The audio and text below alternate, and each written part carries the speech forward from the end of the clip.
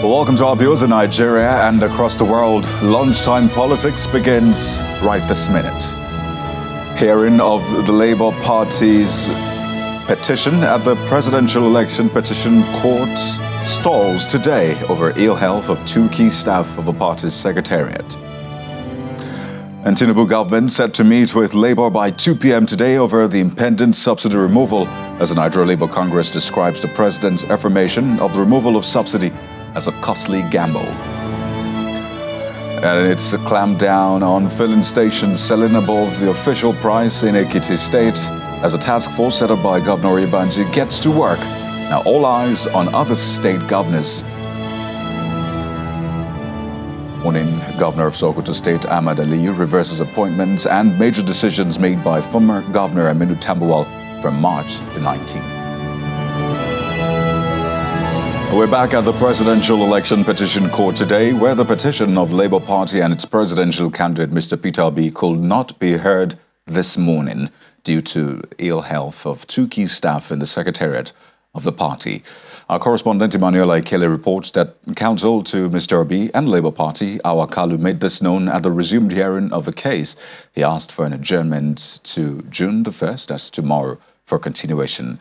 The counsels to INEC, Abubakar Mahmood, did not oppose the call for an adjournment, but stated that it should be on record that the party had lost 1 day to call its witnesses. The counsels to Mr. Tinubu and the APC, Wole Olanikbeku and Lateef Fagbemi, also did not oppose the adjournment. The five-man panel of justices led by Justice Haruna Samani subsequently adjourned the hearing to June the 1st. The Labour Party had earlier called its first witness, a lawyer, Lawrence Wakete.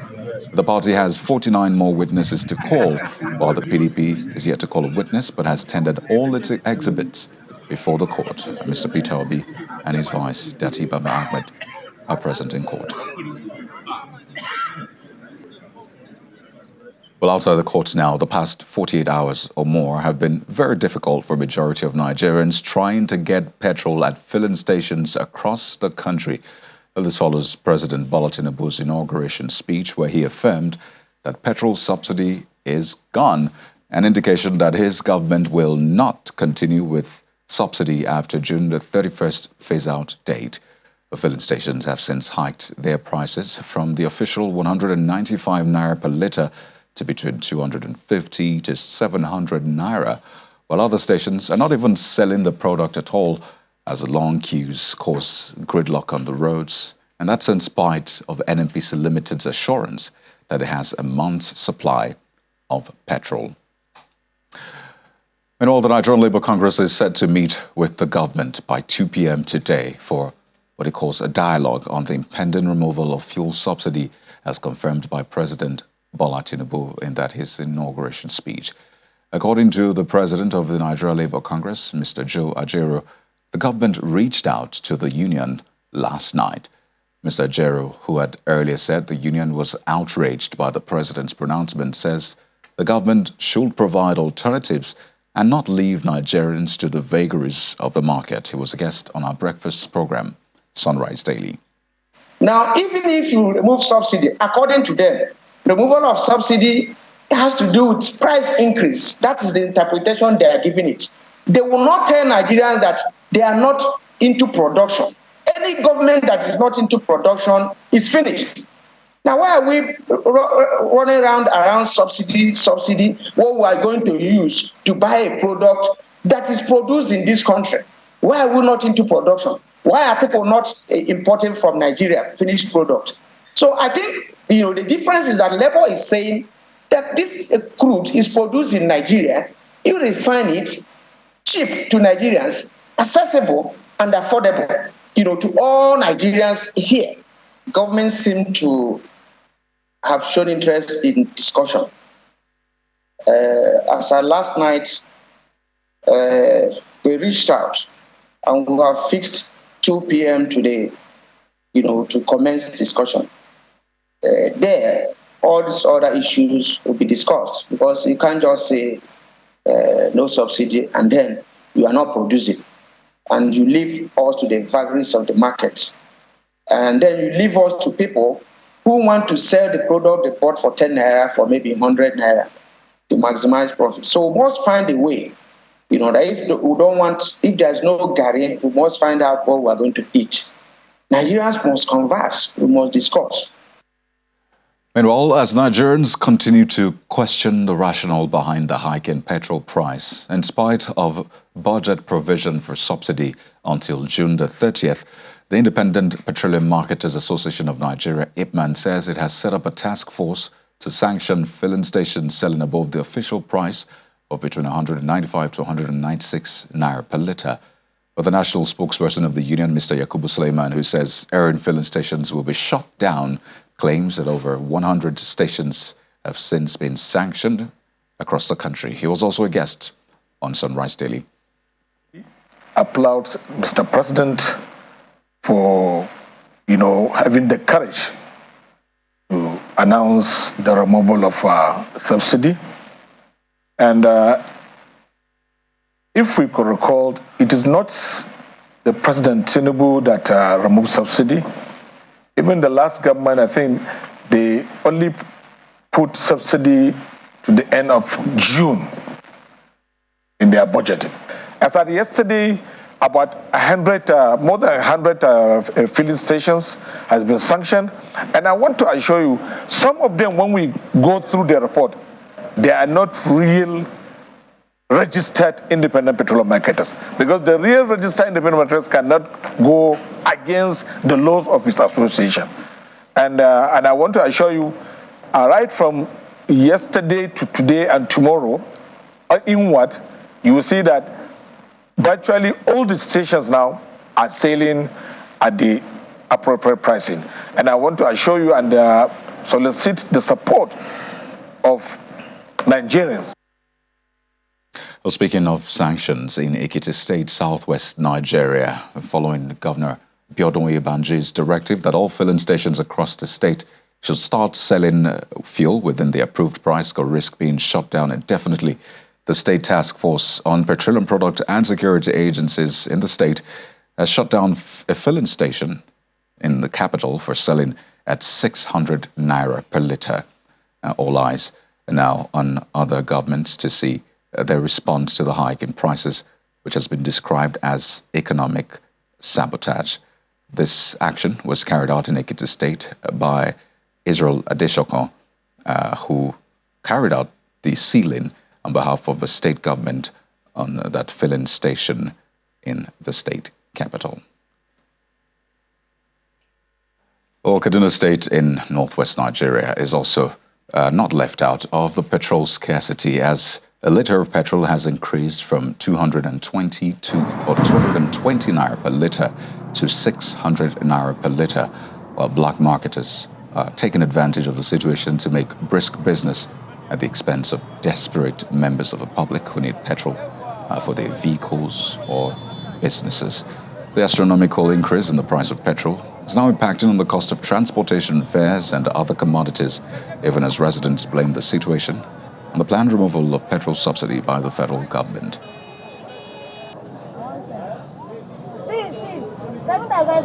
In other filling station is 300, 400. I think the cheapest in other places even 450 to 500. So it's really a trying times for everyone right now. It has been a very, very cumbersome time for us to even get fuel. You have to spend hours right now for you to even get into the filling station to buy fuel. We know that for us to have some kind of comfort, there have to be some hardship. But I think the government needs to have some mitigation steps in their coffers, and then they need to communicate to people in due time. So like now, the DPF came here to make sure that they are selling fuel. I think the DPF needs to make more effort towards making sure that all other filling stations that have fuel are selling fuel also, instead of hoarding the fuel. It's the first gift that Bola Ahmed Tinubu gave to us yesterday when he said fuel subsidy is gone, without putting cushion effects to what it will follow after the fuel subsidy. I think there's a little bit of hoarding by some people, but since morning, a lot of commuters, some of them Okada riders, myself, have been here waiting to see if we will fuel. But this is where we find ourselves.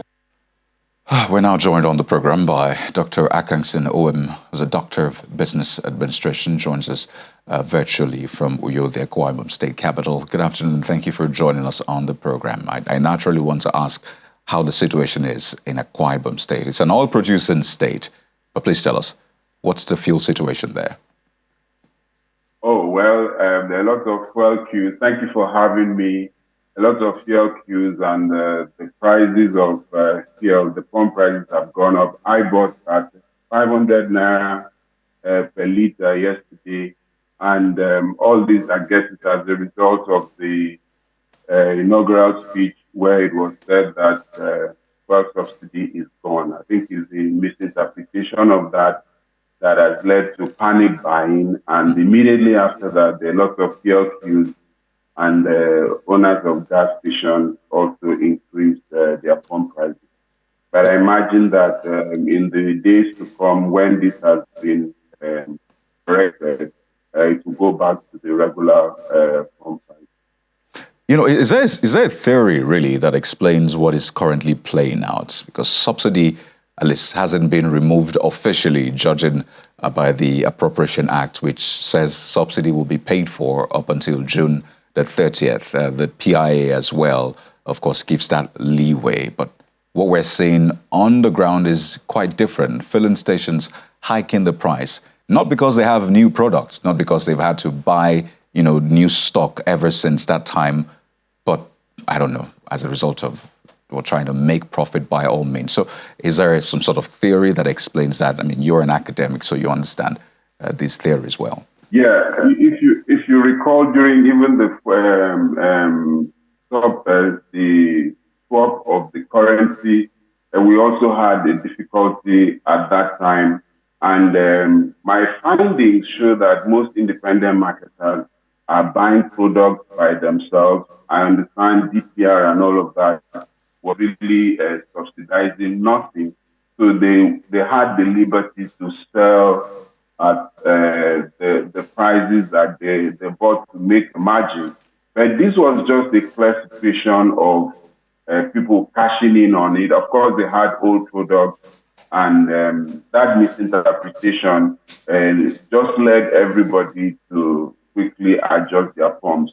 It now calls for monitoring and how we are able to enforce regulation of pump prices, because if fuel owners of stations can on their own just overnight just tweak their pump prices and everybody has to buy, no sanctions, nobody is punished for it, and we just say when it's normalized, everybody goes back again. In the past, what we are used to are DPR and all enforcement officers go around gas stations to see those who may have violated this.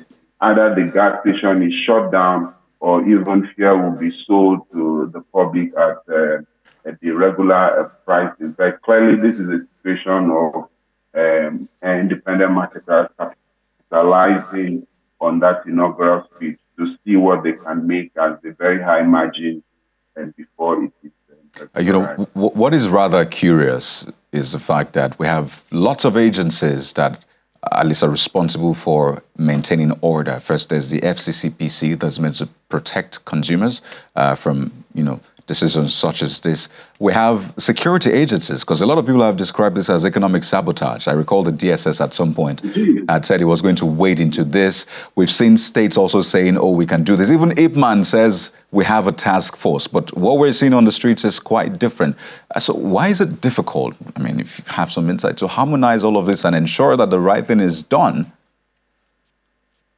Yeah. Once I had to take it upon myself to dig deep to find out why we're having different pump prices at some point. I actually called a very senior officer in DPR, and he confided in me that they were actually short-staffed, that they could not man all the gas stations at the same time. I reported the particular gas station that had exploited people, and they noted and said that they will visit on their own. So one of the challenges they have, I believe, is manpower, because they cannot reach out to all these violating pump stations at the same time as they ought to.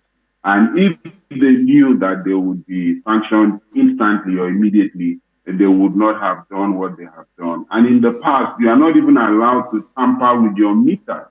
You're not the one who should change it. If there was an increase in prices, the regulated authority would go around to ensure that the meter is amended to reflect the current pump price. But now they're doing it arbitrarily on their own. So some gas stations, 500 naira per liter, others even maybe 600. And what would motorists do? I mean, if you don't want to buy, you can drive out. So I think the government should seriously look into this, because it can happen and will happen again, where gas stations and independent marketers can, on their own, arbitrarily increase the prices of products. I would like to thank you so much for sharing your insight with us. We'll be speaking with Dr. Akingsi OM, who joins us virtually from Uyo, the Akwa Ibom State capital. Thank you so much for your time, sir. We'll go to break now, and when we return, we're seeing first moves, first major decisions by governors across board, the newly sworn-in ones. Some have reversed appointments. It's quite an intriguing situation playing out at the state level. Plus, 2 PDP senators in the National Assembly have resigned from the party. That's news just in. Stay with us. Well, thank you for staying with us. Newly sworn-in Governor of Sokoto State, Ahmed Aliyu, has directed the reversal of major decisions taken by former Governor Aminu Tambuwal before he left office. Well, this includes all recent appointments into the state civil service made by the outgoing government after March the 19th, and renaming of tertiary institutions in the state, and other appointments related to their governing councils, as well as their relocations with immediate effect. Well, this announcement was made by the press secretary to the governor, Abubakar Bawa, while addressing journalists at the Government House, Sokoto. His Excellency, the Executive Governor of Sokoto State, Alhaji Dr. Ahmed Aliyu FCN, has directed as follows. 1. That all recent appointments into the state civil service made by the outgoing government after 19th March 2023 are hereby nullified with immediate effect. 2. The renaming of tertiary institutions in the state and other appointments related to their governing councils and their relocations announced recently by the outgoing administration are hereby nullified. All the affected institutions are to revert to their former names and locations. 3. All recent appointments of traditional rulers made by the former governor of Sokoto State, that Honorable Aminu Wazir Tambuwal, are hereby suspended and will be reviewed in due course in the public interest. 4. All local government sole administrators and caretakers committees recently appointed by the immediate past administration are hereby dissolved.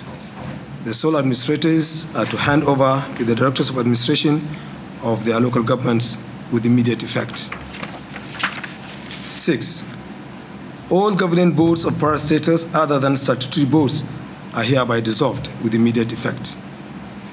All land allocations and other related matters made by the outgoing administration in recent weeks are hereby revoked with immediate effect. All recent wasteful and unnecessary auction of government assets are hereby suspended and will be revisited in due course.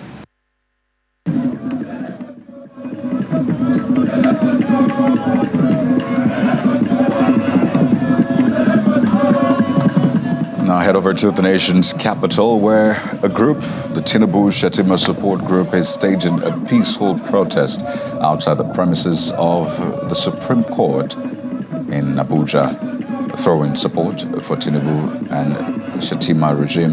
The group says the mandate is divine. This is a developing story. As you can see, the protesters dressed, some of them in red and black outfits, bearing various placards saying that the mandate is a divine mandate, and they're describing the success of the All Progressives Congress, ABC, as from God. We'll bring you more details as we have them. These are images from just close to the Supreme Court in the nation's capital, Abuja. The protesters in support of Tinubu and Shettima.